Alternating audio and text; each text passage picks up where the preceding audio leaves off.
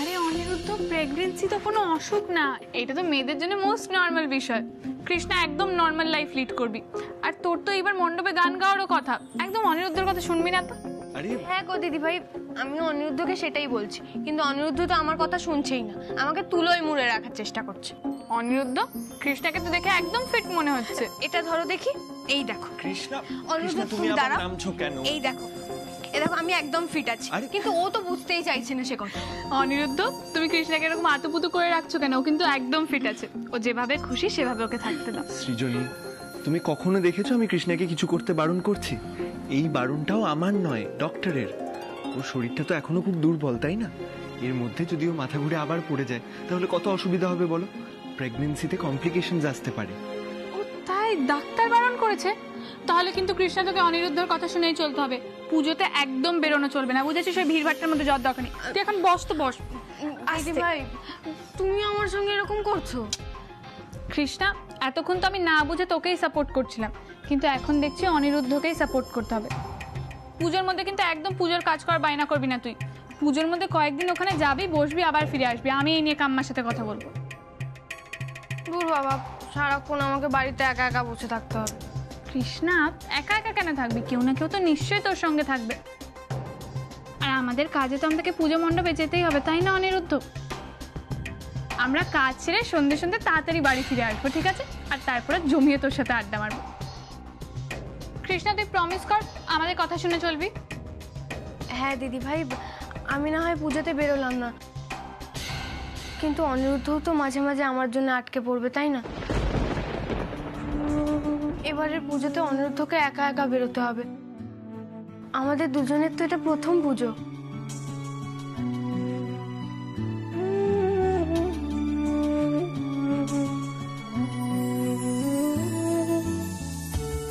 আরে কৃষ্ণা, অনিরুদ্ধ আটকে পড়বে কেন? ও তো পুজো কমিটির মেম্বার, ওকে তো ওখানে কাজ করতে যেতেই হবে, আর কাজের মধ্যেই ও এনজয় করবে। তুই অত ভাবিস না তো। হ্যাঁ কৃষ্ণা, আর এটা তো একটা অন্য টাইপের ফিলিং, তাই না? তুমি আমার সাথে থাকবে না, কিন্তু আমি তো তোমায় মিস করব।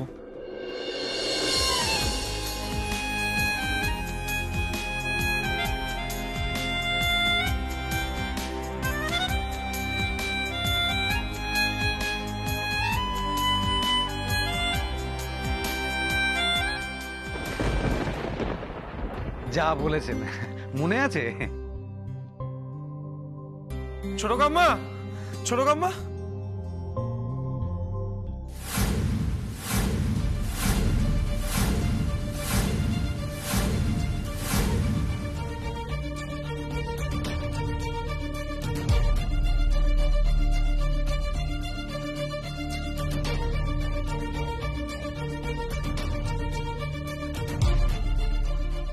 কি ব্যাপার ডোডো, সঙ্গে পুলিশ কেন?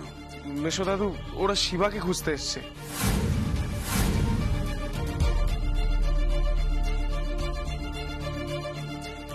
শিবাকে খুঁজছে কেন বলো তো?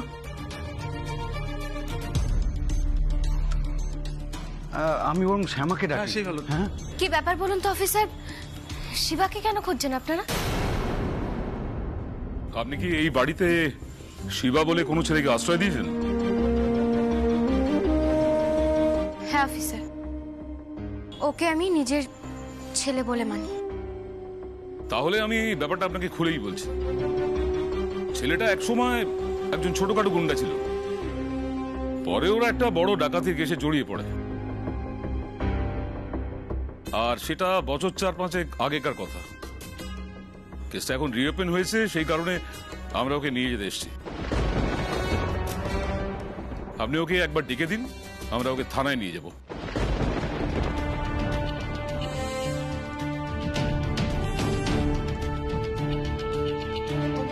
অফিসার, সেও বললেই চলে আসবে, কিন্তু আপনি যে ডাকাতির কেসটার কথা বলছেন সেটাতে যে ও যুক্ত আছে, এটা কি আপনি প্রমাণ সহ বলছেন নাকি প্রমাণ ছাড়াই বলছেন? এখনো প্রমাণ পাইনি, কিন্তু পেয়ে যাব। সত্যি? সত্যি কৃষ্ণা, আমি তোমায় খুব মিস করব, কিন্তু তার সাথে সাথে আমি এটাও জানবো তুমি বাড়িতে আছো, সেফ আছো।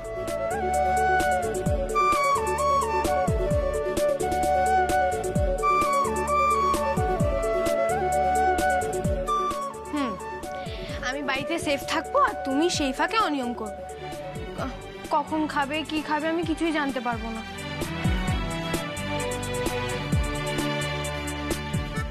কৃষ্ণা, আমি তো দূরে কোথাও চলে যাচ্ছি না। রোজ রাতে আমি তো বাড়িতেই ফিরবো, তোমার কাছে। তখন না হয় তুমি জেনে নিও আমি কি খাচ্ছি না খাচ্ছি।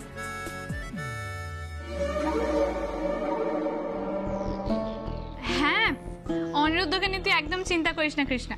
দেখ, এতদিন তো তোর একটাই দায়িত্ব ছিল, তোর বরের খেয়াল রাখা, আর আজ থেকে সেই দায়িত্বটা আমার। তুই যা যা করতিস এখন থেকে আমি সবটা করে দেব।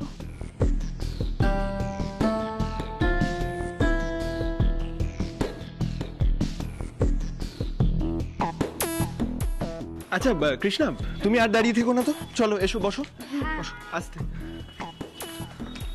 আর এখন থেকে আমি যা বলছি, ডক্টর যা বলছেন সেরকম করেই থাকতে হবে।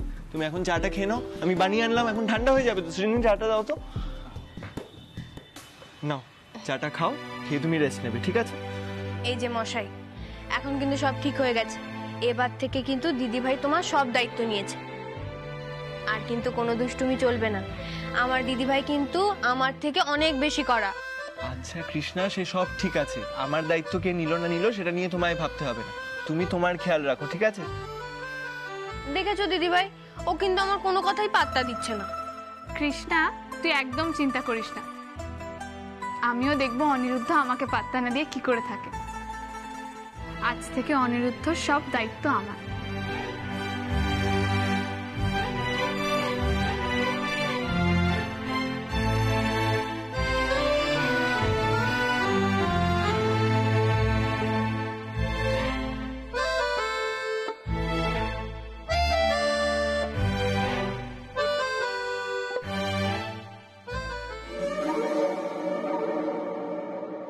দেখুন ম্যাডাম, পুলিশ কিন্তু প্রমাণ ছাড়াও সন্দেহের ভিত্তিতে যে কোনো কাউকে গ্রেপ্তার করতে পারে, বিশেষ করে যদি তার নামে ক্রিমিনাল রেকর্ড থাকে। আর সেটা আপনার এই পাতানো ছেলের ব্যাপারে অবশ্যই রয়েছে। অফিসার, সেগুলো তো বোধহয় খুব ছোটখাটো কেস, তাই না? হ্যাঁ, চুরি ছিনতাই, কিন্তু ক্রাইম ইজ ক্রাইম ম্যাডাম। যে চুরি করতে পারে সে যে পরে ডাকাতি করতে পারবে না এমনটা নয়।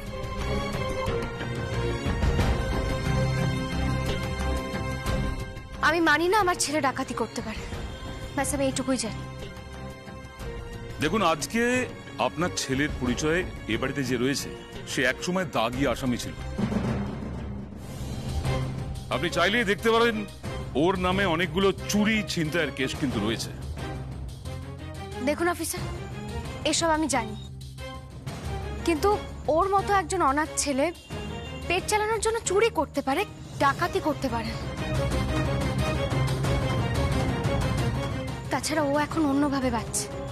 আর সত্যি কথা বলতে এই ডাকাতির কেসটাতে ও সত্যি তো যুক্ত নয়। ও মাই গড, ডাকাতি! এরকম একটা ক্রিমিনালের সঙ্গে আমরা একই বাড়িতে আছি। ও তো তাহলে এই বাড়িতেই কোনো একটা ক্রাইম করে চলে যেতে পারে।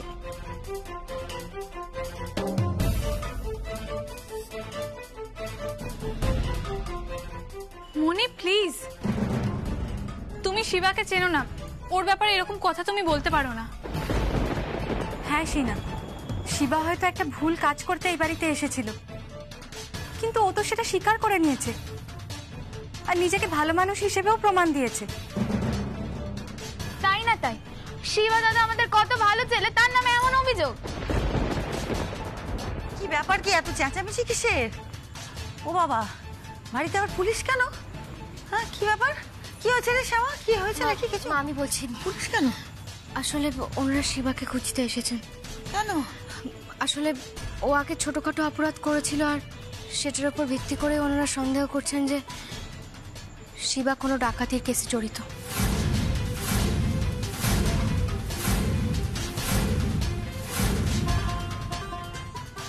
না না না, তো কি বলছেন ওনারা? হতেই পারে না। শিবা দাদু ভাই ডাকাতির সঙ্গে কেন? হ্যাঁ, আগে ছোটখাটো অপরাধ করেছে, সে তো পেটের জ্বালায় দায়ে পড়ে করেছে, তাই বলে পরিকল্পনা করে ডাকাতি করবে শিবা? না না না, এ আমি বিশ্বাস করি না, ভুল বলছেন ওনারা। আচ্ছা, আধঘাট বেঁধে এসেছেন, মানে প্রমাণ টমাণ সব নিয়ে এসেছেন নাকি? মা, ওই যে বললাম সবটাই সন্দেহর বশে। ও বাবা, সন্দেহের ভিত্তিতে চলে এসেছেন চৌধুরীদের বাড়িতে? না না না, আমি বিশ্বাস করি না। আগে প্রমাণ নিয়ে আসুন, তারপর দেখা যাবে। এবারের ছেলে ডাকাত।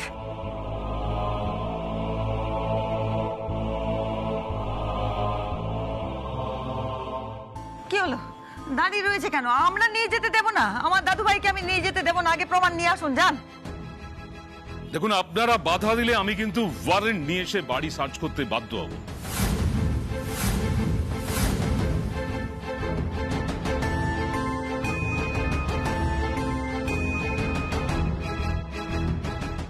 অফিসার, আপনারা যদি চান তাহলে খুঁজে দেখতেই পারেন, কিন্তু আমার মনে হয় না আপনারা খুঁজে পাবেন, কারণ ও বেরিয়েছে, এখনো নেই বাড়িতে। ঠিক আছে, আমরা আমাদের কাজ করছি।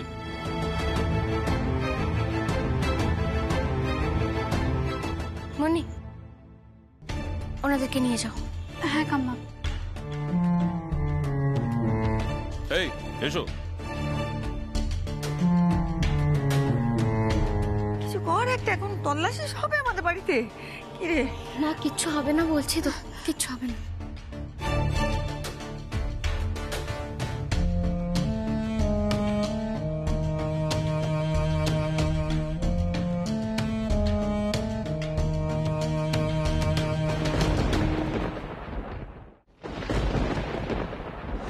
আচ্ছা ছোট কাম্মা, এরকম জেনে বুঝে একটা ক্রিমিনালকে ঘরে রাখা একটু বেশি রিস্কি না?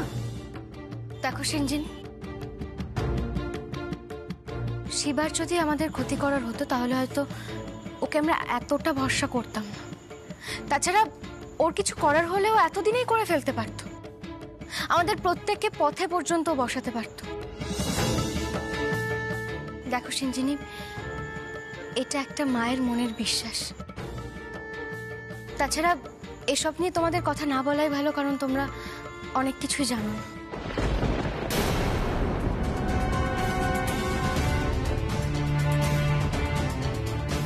কি জানি না ছোট কাম্মা।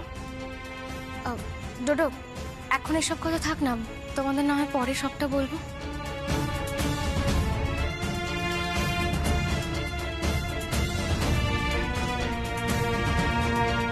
মা, তুমি এত চিন্তা করো না।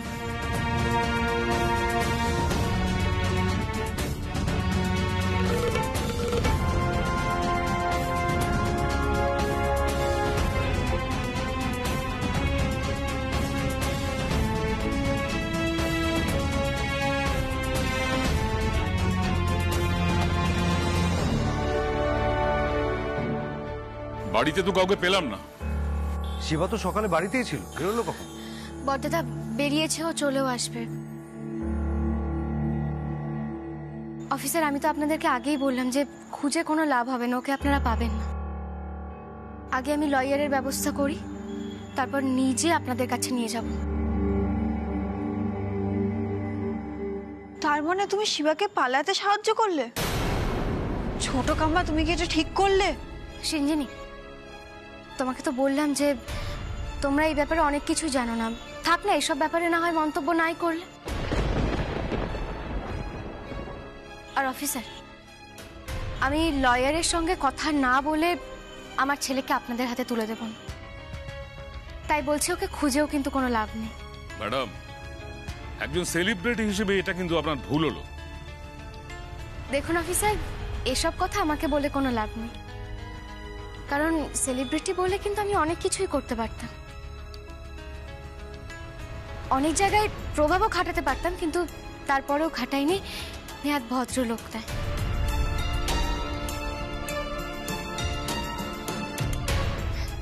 যাক, এসব কথা বাদ দিন, আপনি বুঝবেন না। আসলে কি বলুন তো, একজন মা তার নিজের সন্তানের জন্য অনেক কিছু করতে পারে।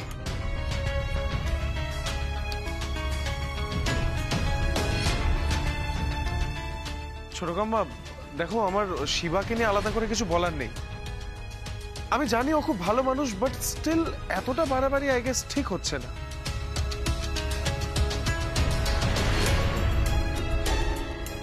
ঠিক আছে, তাহলে এখন আমি আসছি। এরপরে যখন আমি আসবো তখন আমি আরো বেশি তৈরি হয়ে আসবো।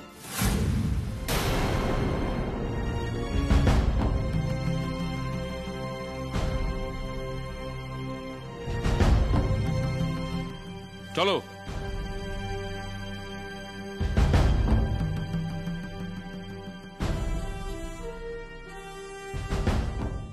শ্যামা, বলছি যে শিবা দাদু ভাই কোথায়? তুই কোথাও পাঠিয়েছিস নাকি? গেল কোথায়? মা, তুমি এত চিন্তা করো না। ও যেখানে আছে ঠিক আছে, কাছাকাছি আছে।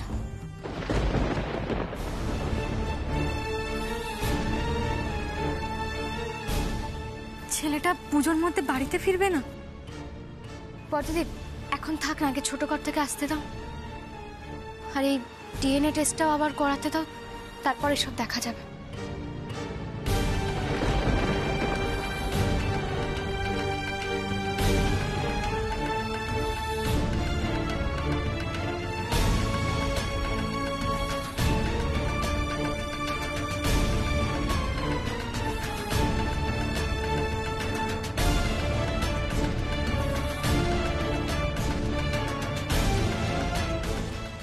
আবার ডিএনএ টেস্ট কিসের?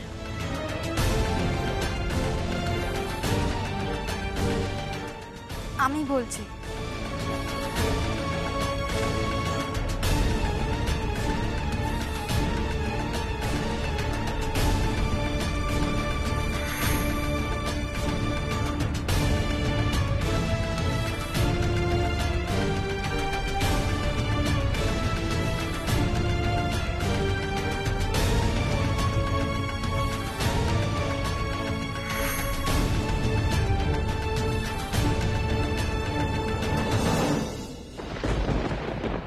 সেই জন্যই ও একটা পরিষ্কার ডিএনএ টেস্টের রিপোর্ট চাইছে।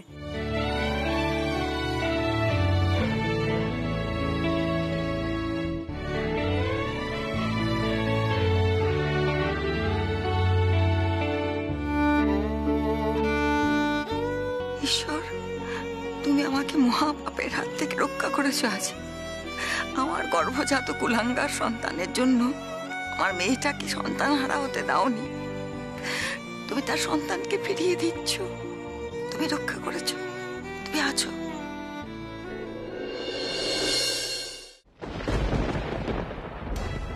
তোমার ছোট কাম্মার প্রবলেমটা কি আমি বুঝি না। উনি জানেন মেচকা শিবাকে এই বাড়িতে ছেলে সাজিয়ে এনেছিল, তার সত্ত্বেও ওর উপর বিশ্বাস করছেন। ডিএনএ টেস্ট করাতে হবে কি করে ডোডো? লোক সিনা, ছোট কাম্মা কিন্তু একজন ইন্টেলিজেন্ট মহিলা। কোনো কারণ না থাকলে কিন্তু ওই নিয়ে এই কাজটা করবেন না। আর এই ব্যাপারটা তো সত্যি যে মেচকার ঘর থেকে রিপোর্টটা পাওয়া গেছিল, আর রিপোর্টে কিন্তু পজিটিভই ছিল। আর আমি যদি বলি এইসব কথা সত্যি না,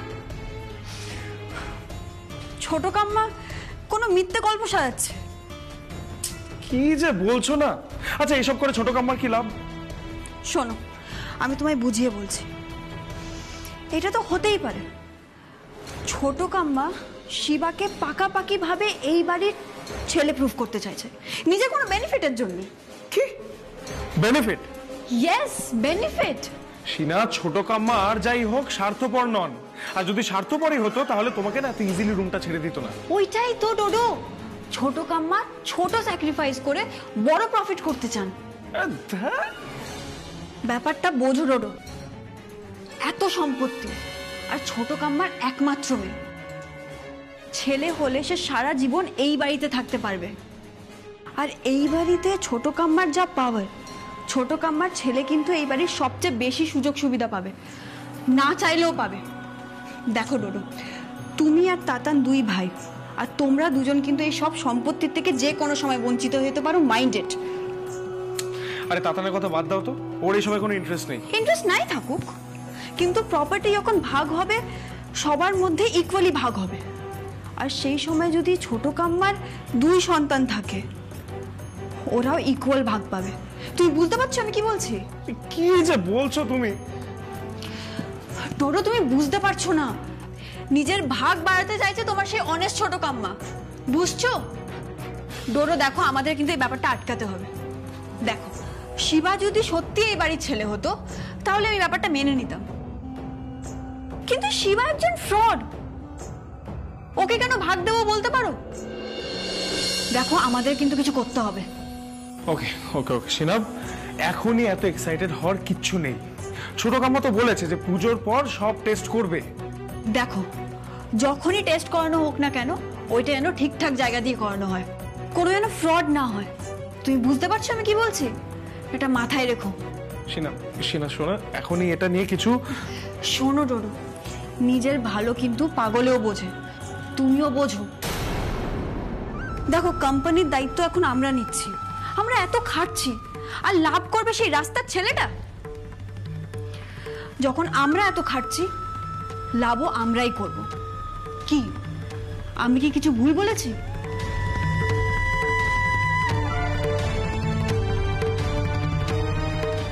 তোমার ছোট কাম্মার প্রবলেমটা কি আমি বুঝি না। উনি জানেন মেচকা শিবাকে এই বাড়িতে ছেলে সাজিয়ে এনেছিল, তার সত্ত্বেও ওর উপর বিশ্বাস করছেন। ডিএনএ টেস্ট করাতে হবে। কি করে ডোডো? ছোট কাম্মা শিবাকে পাকাপাকি ভাবে এই বাড়ির ছেলে প্রুফ করতে চাইছে, নিজের কোনো বেনিফিটের জন্য।